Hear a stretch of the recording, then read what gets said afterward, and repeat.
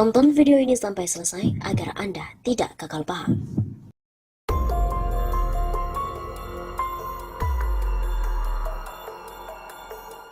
Saat ini sudah 6.625 triliun rupiah utang Indonesia diprediksi akan naik lagi 41%.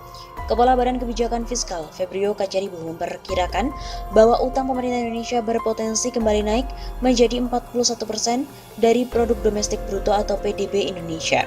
Saat ini utang pemerintah mencapai 6.625,43 triliun rupiah pada Agustus 2021, setara 40,84% dari PDB Indonesia, dan diprediksi utang pemerintah akan naik lagi mencapai 41% dari PDB. Begitu kata Febrio pada hari Sabtu 2 Oktober. Kendati demikian, kata Febrio, masalah utang pemerintah terhitung aman. Menurutnya, utang mungkin akan naik ke 41% dan 42%, tetapi setelah itu fiskal defisit pada level 3% akan membuat level utang tidak akan naik lagi. Kita tahu kita butuh, tapi tidak ugal-ugalan. Kita jaga benar, kita hitung benar berapa yang dibutuhkan untuk menjaga stabilitas perekonomian. Selain itu, Febrio juga memastikan pihaknya akan menekan defisit fiskal sebesar 3% pada tahun 2023. Adapun hingga Agustus 2021, posisi defisit fiskal berada pada angka 2,32% dari PDB. Sementara itu, lanjut Febrio, pemerintah juga tetap menerapkan PPKM dan juga protokol kesehatan yang ketat sehingga penanganan penyebaran virus COVID-19 dapat ditangani dengan cepat dan perekonomian bisa cepat pulih kembali. Mulai dari pemerintah, aparat, sampai dengan masyarakat bahu-membahu menurunkan COVID-19 sangat cepat, dan ini luar biasa pencapaian yang kita dapatkan sebagai bangsa. Banyak negara yang belum bisa, begitu ujarnya.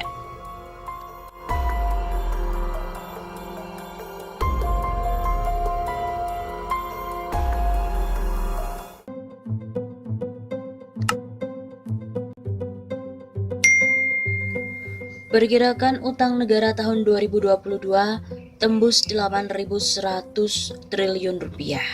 Apakah masih ada harapan terlepas dari jeratan tersebut? Utang pemerintah Presiden Joko Widodo pada awal masa jabatannya, yakni tahun 2014, sudah berada di kisaran 2.600 triliun rupiah. Mantan Sekretaris Kementerian BUMN Said Didu menyampaikan, di tahun 2021 atau pada periode kedua Jokowi menjabat, diperkirakan hutang negara pada posisi 7.200 triliun rupiah. Kemudian di tahun 2022 diperkirakan menjadi sekitar 8.100 triliun rupiah dan akan terus bertambah. Lalu apakah masih ada harapan terlepas dari jeratan utang itu? Tanya Said Didu melalui pernyataan terbukanya di Twitter pada Kamis 19 Agustus.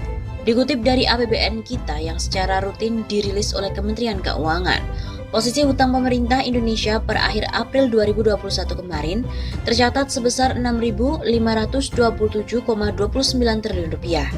Dari total utang pemerintah Indonesia sebesar 6.527,29 triliun rupiah itu, paling besar dikontribusi dari utang yang diperoleh dari penerbitan surat berharga negara atau SBN sebesar 5.661,54 triliun rupiah atau sebesar 86,74% dari total utang pemerintah. Sementara utang pemerintah dari pinjaman yang meliputi pinjaman bilateral, pinjaman multilateral, commercial banks, dan juga supplier, total pinjaman pemerintah Indonesia non-SBN itu per akhir April 2021 sebesar 865,74 triliun rupiah atau sebesar 13,26% dari total utang pemerintah saat ini. Terdiri dari pinjaman dalam negeri sebesar 12,32 triliun rupiah dan yang kedua yakni pinjaman luar negeri sebesar 853,42 triliun rupiah. Belum lagi Bank Dunia atau World Bank baru saja menyetujui pinjaman yang baru sebesar 500 juta dolar Amerika Serikat yang diajukan oleh pemerintah Indonesia. Utang baru tersebut dipakai untuk memperkuat sistem kesehatan nasional. Pada 10 Juli 2021 lalu, Bank Dunia hanya menyetujui utang baru yang diajukan pemerintah Indonesia sebesar 400 juta dolar Amerika Serikat. Sehingga total utang baru yang ditarik Indonesia selama bulan Juni 2021 yakni sudah mencapai sebesar 900 juta dolar Amerika Serikat atau setara dengan 13,04 triliun rupiah jika dikurskan dengan kurs 14.480 rupiah.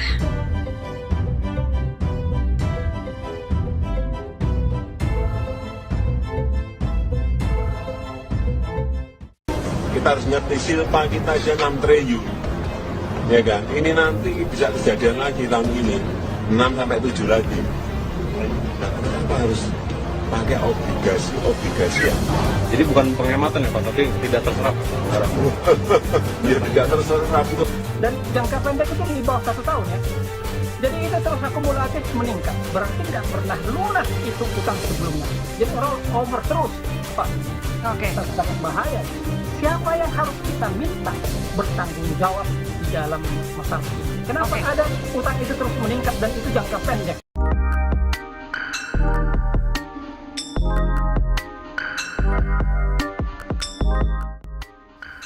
Benarkah Cina meminta Pulau Kalimantan sebagai jaminan untuk utang Indonesia? Begini faktanya. Kabar mengenai Cina akan datang ke Indonesia membuat warganet was-was. Hal ini lantaran kabar kedatangan Cina ini diberitakan akan meminta Pulau Kalimantan sebagai jaminan atas utang Indonesia. Informasi yang beredar tidak hanya tentang kedatangan Cina ke Indonesia, tapi juga mengenai rencana Presiden RI Joko Widodo akan mengundurkan diri. Kabar tersebut diunggah di kanal YouTube Titik Tumpu pada Selasa 13 Juli 2021. Video tersebut berjudul Berita Terkini, Jokowi mengundurkan diri, Pulau Kalimantan terancam sebagai jaminan utang ke Cina. Setelah diunggah, video tersebut juga telah ditonton 81.000 kali penayangan. Dalam thumbnail video tersebut, terlihat sejumlah kumpulan foto Jokowi bersama dengan Presiden Cina Xi Jinping. Pengunduran diri, Presiden lari dari utang. Cina rencanakan datang ke Indonesia, minta Pulau Kalimantan sebagai jaminan. Tulis narasi dalam video tersebut. Sontak video tersebut pun menjadi perbincangan oleh warganet. Tidak sedikit warganet juga mengomentari video ini. Tak ada kata jaminan buat bumi Indonesia ini untuk negara lain. Rakyat siap perang demi bumi tercinta, NKRI harga mati. Tulis seorang akun. Kami masyarakat Dayak Meratus siap jadi ngayau bila ada TKA yang coba masuk merusak Kalimantan. Tulis akun lainnya. Namun klaim yang mengatakan bahwa Cina akan datang ke Indonesia untuk meminta Pulau Kalimantan sebagai jaminan utang adalah tidak benar. Faktanya tidak ada informasi resmi atau valid terkait hal tersebut. Selain itu, dalam video yang berdurasi 11 menit 47 detik tersebut tidak mengandung informasi yang membenarkan klaim yang beredar.